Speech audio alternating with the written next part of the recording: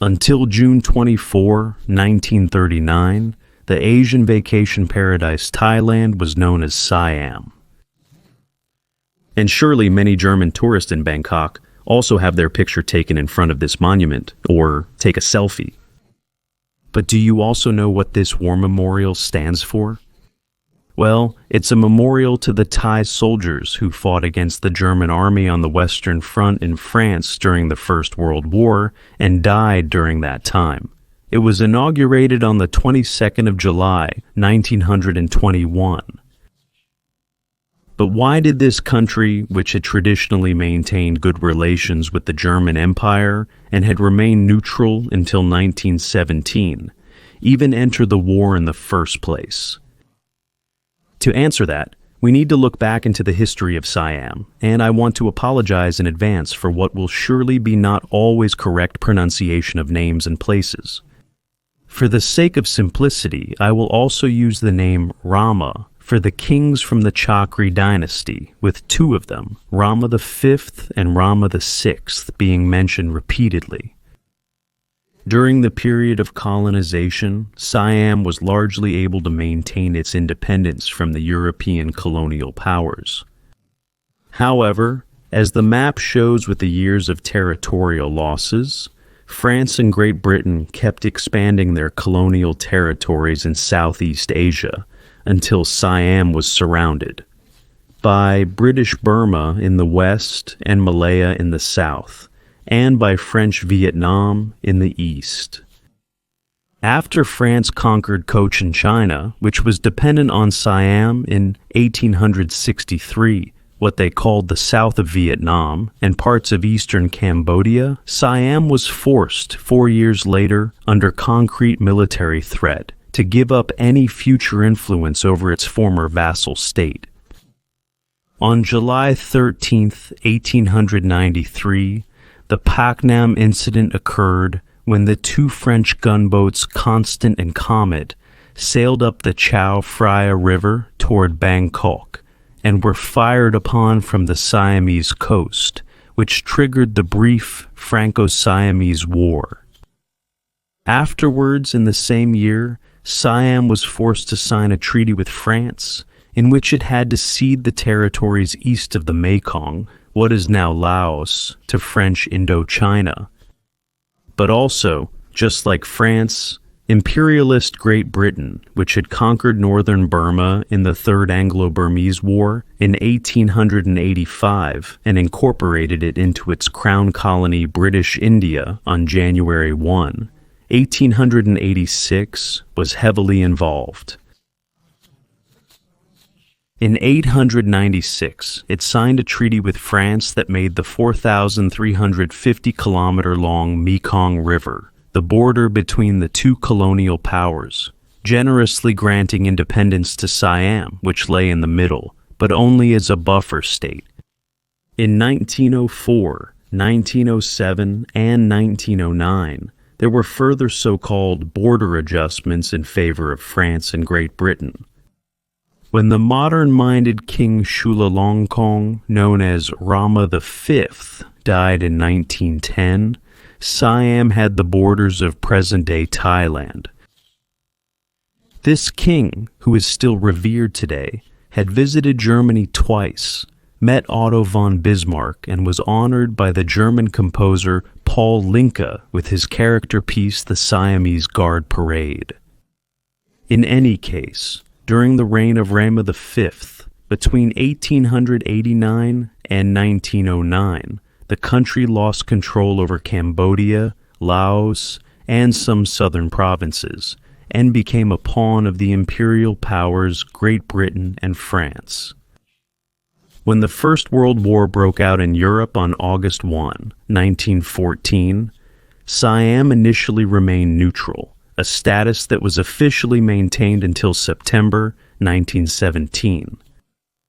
But in the background, the successor of Rama V, the nationalist King Bairawut, or Rama VI, had long sensed an opportunity and repeatedly advocated that his country should somehow participate in the war, in order to gain the favor of France and Great Britain, and possibly achieve a revision of the treaties imposed by the two European countries.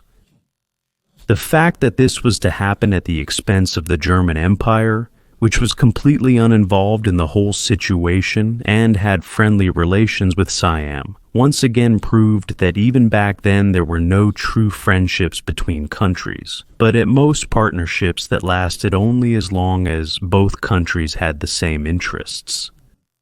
If one of the countries can then gain an advantage from this partnership, as some European countries repeatedly do with Germany with great success, all the declarations of love are worth as much as last week's lottery ticket without the 6 correct numbers.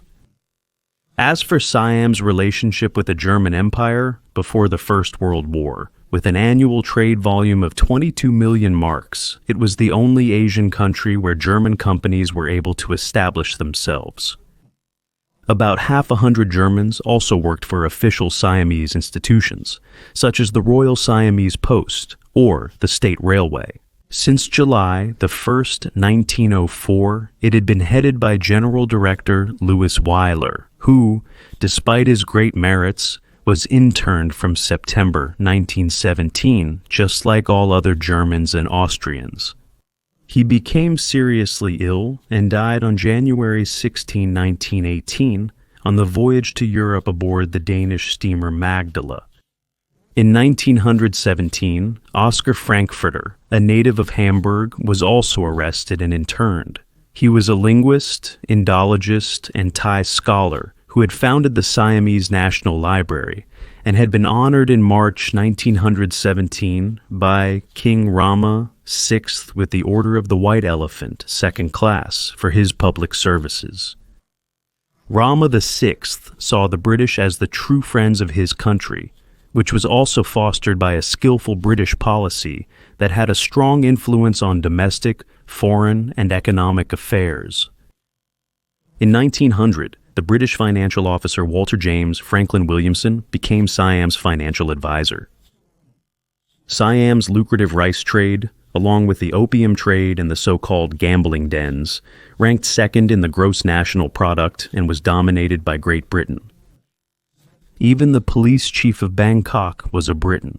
Herman VI was educated as Crown Prince in Great Britain and, in 1899, trained as a young officer at the prestigious Royal Military College in Sandhurst, founded in 1801. After that, as a captain in the Durham Light Infantry, he took part in maneuvers in southern England for 3 months. The picture shows him in 1917 after the British Army had bestowed upon him the honorary rank of general. After his time with the Durham Light Infantry, Rawut studied law and history at Christ Church College in Oxford, and during that time he also visited Germany in May 1902. In Prussia, he was awarded the Order of Merit of the Prussian Crown, which was bestowed only 57 times. And in Baden with the House Order of Loyalty, although loyalty to Germany was not Rama's greatest virtue. But he was not the only one who was strongly Anglophile. The majority of the other princes involved in politics were too, such as Prince Charon, Siam's most important diplomat, who, however, did not have a high opinion of France. But as you will hear in the next few minutes, somehow each of the dozens of princes had their own agenda. Field Marshal Prince Chakrabonzi, who at times represented King Rama V during visits abroad, was an ardent supporter of France and Russia, but despised British politics. Chakrabonzi, the 40th child of Rama V, was educated in Russia as a young man and then became an officer in His Russian Majesty's Hussar Life Guard Regiment. Here you can see him together with the Tsar. He was also the one who strongly advocated for Siam's participation in the war against the German Empire. He went down in history as the father of the Siamese Air Force, which was established starting in 1913. In contrast, Foreign Minister Prince de Vervins-Sevarabraka was more moderate. The 42nd child of King Rama IV, He was the half-brother of Rama V and wanted to keep Siam neutral without damaging relations with Great Britain and France. However, he was also under the strong influence of Sir Herbert Daring, the British ambassador who had been in office since 1915 and was probably the most politically powerful foreigner in Siam. It went so far that the Brit even advised the Siamese foreign minister on political matters. Daring also repeatedly spread propaganda among the Siamese people, claiming that Germany was planning to raise an army of 10,000 men in Siam to overthrow British rule in India. However, in addition to the princes who were educated in Russia, France, or Great Britain, from 1897 to 1907 up to 27, Siamese princes studied in the German Empire, including some high-ranking ones. For example, the 33rd child of Rama V, Prince Parabhadra Sukumbandhu, who served as Minister of the Navy from 1910 to 1920, and then as Minister of the Army. The prince was first a cadet at the Prussian Cadet Institute in Potsdam in 1887, then at the Prussian Main Cadet Institute in Großlichterfelde near Berlin, until he attended the Royal Prussian War School in Potsdam as an ensign in April 1899. Almost a year later, in March 1900, he joined the Berlin Guard Grenadier Regiment No. 4, Queen Augusta, and then attended the war school in Kassel for another 5 months. Promoted to lieutenant in 1901, he served again in the 4th Guard Grenadier Regiment until his discharge on March 10, 1903, before returning to Siam as a Royal Prussian Guard captain after being promoted. Or Mahidol Adulyadej, the 69th child of Rama V, who at the age of just 15 first attended the Prussian Cadet Academy in Potsdam, then the Main Cadet Academy in Großlichterfelde. Mahidol, the future father of King Rama VIII, who was born in Heidelberg. Ananda Mahidol and King Rama IX, also known as King Bhumipol, husband of Queen Sirikit, joined the Imperial German Navy as a naval cadet in 1912 after graduating from the Cadet Academy, where he served on the training ship Victoria Luisa until he transferred to the Moorvik Naval Academy in Flensburg for further training.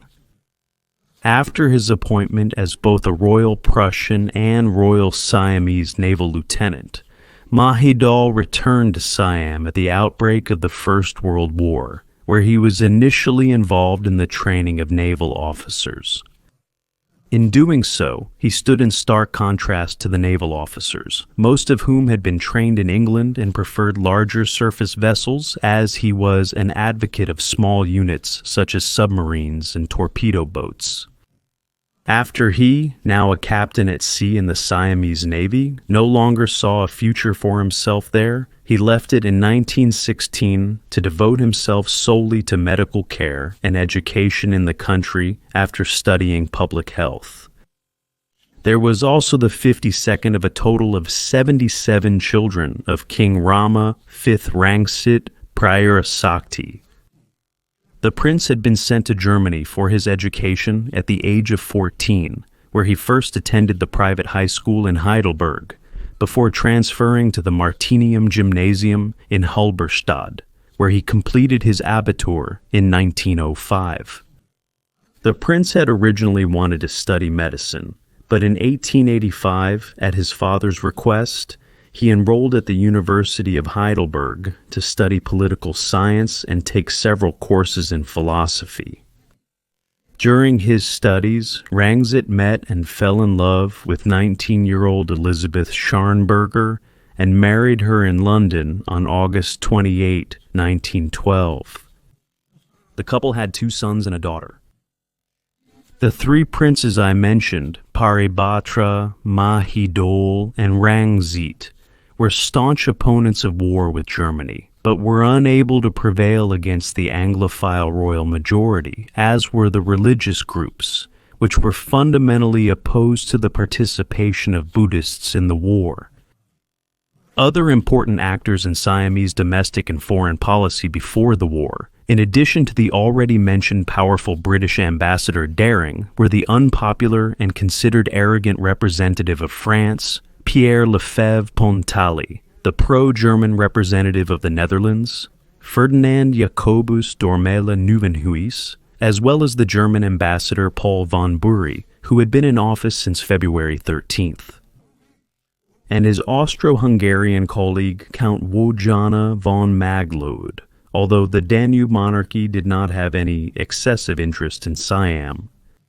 After both ambassadors returned to their countries during the course of the war, their embassy secretaries, Erwin Remy and Emil Kiel, maintained embassy operations in Bangkok until the Siamese declaration of war in 1917, after which the Dutchman Nieuwenhuis also represented German interests against Siam. As mentioned, all the pro-German sympathies of some Siamese elites had not borne fruit, because Siam worked closely with the skillful British to, quote, uncover the German-Indian conspiracy. The British, who repeatedly added fuel to the fire with their local newspapers, praised them for the services they had rendered. Then, from 1915 onwards, King Rama VI also abandoned his outwardly displayed neutrality, now openly declared his pro-British stance, and in a long article in a British naval magazine, condemned the torpedoing of the British passenger ship Lusitania by the German submarine U-20 on May 7, 1915. But his increasingly harsh tirades against the German Reich had not yet had the desired effect of inspiring the peaceful Siamese people to enter the war. Additionally, after the sinking of the Lusitania, which received a great deal of attention, especially in the Anglo-Saxon press, secret situation reports from the 4 most important European embassies were received in Bangkok on May 25. From London, Susan Maitre wrote that Great Britain saw no reason for Siam to take any action, as none of Siam's interests were affected. From Paris, Prince Sharon recommended breaking off diplomatic relations with the German Empire, as did Preah Visan in Russian St. Petersburg, while the future foreign minister, Prince Tridos Brabant, recommended a protest because of the submarine warfare. 2 years later, in February 17, the then-serving foreign minister, Prince de Valence, summarized the political situation 2 months before the United States declared war on the German Empire and sent the pros and cons of Siam entering the war to the private secretary for foreign affairs of King Rama VI. One argument in favor of a declaration of war was that Siam could confiscate German merchant ships seeking refuge in the port of Bangkok.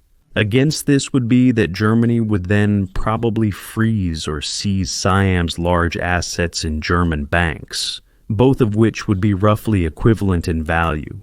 However, since Germany has neither threatened nor attacked Siam, declaring war on Germany carries the risk that the approximately 300 Germans involved in projects such as railway construction in Siam might commit acts of sabotage out of anger. And other Germans could incite unrest among Thais and Chinese, who sympathize with them and start a civil war in Siam. Therefore, the Foreign Ministry sees breaking off diplomatic relations with Germany as an alternative to declaring war. Finally, it was explicitly mentioned that the Foreign Minister advised against any deterioration of relations with Germany. But when, on April 6, 17, the United States of America, allegedly also because of the unrestricted submarine warfare, declared war on Germany, on April 12th, the ambassadors of France and the Russian Empire also urged Siam to declare war, promising improvements to the treaties that had previously been imposed on Siam. However, Siam still maintained its official neutrality, this time even supported by the British ambassador, who distanced himself from the war plans of France and Russia, and declared that it was solely up to Siam to decide whether or not to enter the war. Meanwhile, Rama VI donated money to the widows and orphans of soldiers of the Durham Light Infantry who had fallen against Germany in World War I in France, the regiment in which he had once served. Then, starting in September of 17, he published a series of extremely anti-German articles in a newspaper as a sample. The Germans have proven themselves to the whole world as monsters of depravity, completely without shame or fear of sin. If Siam did not take action against such evil, it would be tantamount to supporting the evil bandit. Therefore, for the highest moral reasons and in keeping with Siam's best traditions, Siam must break with Germany, which is the enemy of the world. When the last Royal Inflammatory article appeared on September 22, 17, his goal was achieved. On that day, Siam declared war on Germany and Austria-Hungary. Later, Rama VI gave all sorts of reasons for this, boasting, quote, that this protected the freedom of spirit of the Thai people from the German military spirit, and so on and so forth. The truth was that he and his advisors had sensed an opportunity relatively early after the start of the First World War, by declaring war to join the group of countries that wanted to get a piece of the German pie without much effort, which then actually worked out. It was the usual reasons that had also inspired other completely uninvolved states and even allies like Italy in 1916 to declare war on Germany. The greed and promises made by Great Britain and France in particular. Immediately after Siam's declaration of war, the German and Austro-Hungarian legations were placed under guard. All male citizens of both states were arrested, their shops, warehouses, and offices closed, bank accounts frozen, private property confiscated, and at least 12 of the North German Lloyd's ocean-going vessels lying in the port of Bangkok were seized as war reparations. The Germans and Austrians, including 124 women and children, were interned in 2 camps until, in February 1918, Great Britain forced Siam to deport these people to British India, where they were held in internment camps in Ahmednagar and Belgaum until 1920. Now, bold declarations of war also require the deployment of soldiers, but at that time, the Siamese army was neither equipped nor trained for this. It had no experience with operations in Europe or in any climate or terrain other than its own. To give you an idea of Siam's army, here are the assessments made in 1893 by the French envoy to Siam, naval officer Charles de Villiers, regarding the military strength of Siam, a recruitable reserve of 20,000 men. According to Villiers, the troops of Siam were unreliable because they were largely made up of Laotians and Khmers, who in turn were apathetic and tended to rebel. The ammunition supplies were low, and all the weapons were in poor condition. In addition, the Siamese were only capable of a somewhat comical semblance of resistance. However, in 1917, the Siamese army had an officer corps that was reasonably trained in modern warfare, as well as the Royal Aeronautical Service, which was under the command of the army. This air force included pilots who had been trained in France since 1911 on 4 Nieuport II, NES, and 4 Breguet Type 3S. When France's wish was fulfilled with Siam's declaration of war, it submitted a proposal to Bangkok to send both a motorized ambulance unit and drivers for a supply unit equipped with French trucks to the Western Front. In response, the Siamese Ministry of War called for volunteers to form a corps, despite the resistance that still lingered against involving their Asian country, which was in no way threatened by Germany. With this expeditionary corps, Siam intended to display its new national flag in Europe in order to pursue, according to propaganda, 3 objectives.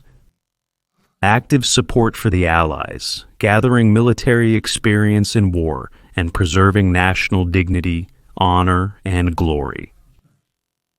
While units were being assembled in Siam, for which this new war flag had been specially designed, an advanced detachment had traveled to France in January 1918. It was under the command of the commander of the expeditionary force, Major General Pichai Chanyarit, who had spent several years in Belgium and France, where he had received military training. The general spoke French and was also well versed in French military doctrine. Then, on June 19, 1918, the time had come. After completing their training and being bid farewell by the king, high-ranking princes, and a cheering crowd, the Expeditionary Corps was transported by ship toward Marseille, where the soldiers arrived 5 weeks later, on July 30th. While the farewell in Bangkok had been festive, the welcome by the French was rather unfriendly. The French initially suspected the Siamese of being Indo-Chinese soldiers, which led to initial tensions. The Siamese expeditionary forces had also arrived at a time when around 10,000 U.S. soldiers were disembarking in France every day, which had further reduced the French's interest in the Siamese support mission without combat troops. This consisted of 810 soldiers from an Army Supply and Transport Battalion, drivers, mechanics, medical, and support personnel, as well as an Air Force group of 414 men, including pilots and aircraft mechanics. However, since the Siamese pilots were considered incapable of conducting aerial combat at high altitudes, about 370 of them were sent to various French air bases for retraining. Allegedly, some of the Thai pilots flew missions in the last weeks of the war, but this is actually a propaganda myth, since by the end of the war, on November 11, 1918, the Siamese pilot training had not yet been completed. The Supply and Transport Battalion was also initially relocated to a camp in Lyon for further training, and then, starting in October 1918, carried out supply runs with French trucks near Chalons in the Champagne region. But the Siamese involvement also once again confirmed the proverb attributed to Oscar Wilde, that no good deed goes unpunished. Because despite all the praise that was later given, tensions between the Siamese troops and their French liaison officers continued to arise during the training. But it was not only the almost insurmountable language barrier, even with interpreters, but especially the inadequate preparation of the French army for integrating the Siamese soldiers into military operations, as well as the condescending and racist attitude of the French liaison officers. They no longer acted as advisors, but repeatedly gave orders to the Siamese troops, bypassing their officers. The effects of French arrogance on the soldiers' morale were catastrophic and angered not only the Siamese officers, but also the diplomats in Paris, high-ranking military and civil officials in Bangkok, and even the king himself. The situation then escalated to such an extent that Rama VI and his senior advisors openly considered aborting the mission and bringing their soldiers back home. When the French Foreign Ministry was confronted with the Siamese accusations, the officials realized more quickly than the French officers that the improvement of political and commercial relations with their Indo-Chinese neighbor was on shaky ground. An order was issued to the French army in the Siamese sector to finally involve them more closely. This happened on August 1st, 18, when French and British divisions advanced on the German positions at the Marne. Now, a handful of Siamese Air Force soldiers were grouped together into the 1st Volunteer Unit of Siam, and, after a few days of additional training, were deployed as observers on August 4th, 18, during the Second Battle at the Marne, which lasted until August 6th as part of a French Air Force operation. In August 18, the medical company and the motor transport battalion were also sent to the front for the first time, where they took part under artillery fire in the Allied offensives in Champagne and the Meuse-Argonne. For this, all soldiers were awarded the French Croix de Guerre, which was awarded approximately 2,550,000 times, and the Siamese Order of Rama.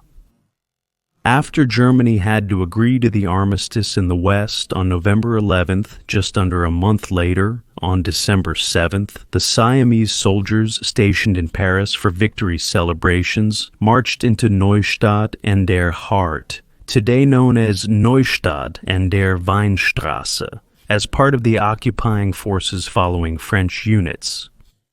It was the only unit from a Southeast Asian country to take part in both the First World War in Europe and the subsequent occupation of Germany.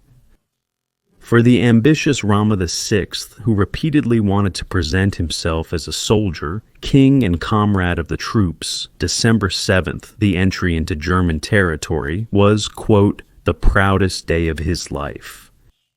However, their participation was not the result of a tactical military decision, but stemmed from France's political efforts to appease its angry ally, which were ultimately successful.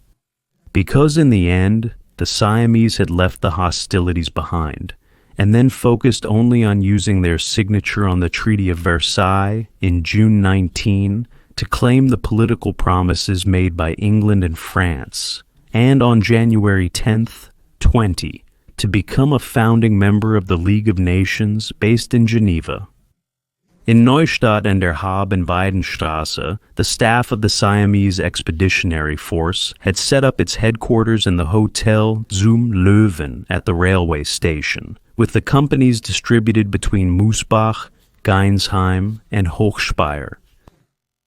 Although the Siamese soldiers were supposed to monitor public order, they kept a relatively low profile with the local population, mainly due to the very limited communication, so there are no reports of any serious incidents.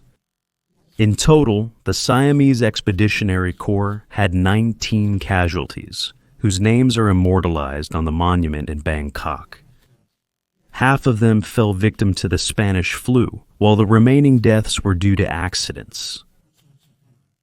2 of the soldiers had already died in Bangkok during training, 9 during the war in France, and 8 passed away during the occupation period in the Palatinate. None of the Siamese soldiers died from enemy fire or other combat-related injuries.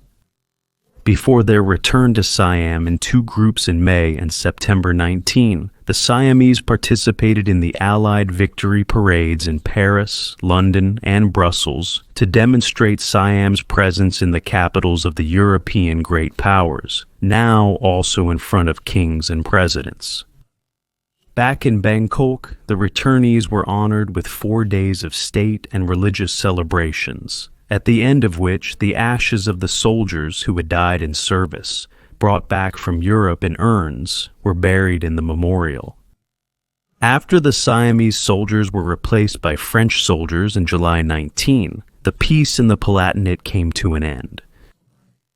During the French occupation until 1930, there were repeated minor and major clashes between the people of the Palatinate and French soldiers, who were accused of brawls, assaults, attempted or actual rapes, and even murders, without the French military justice system seriously investigating the allegations.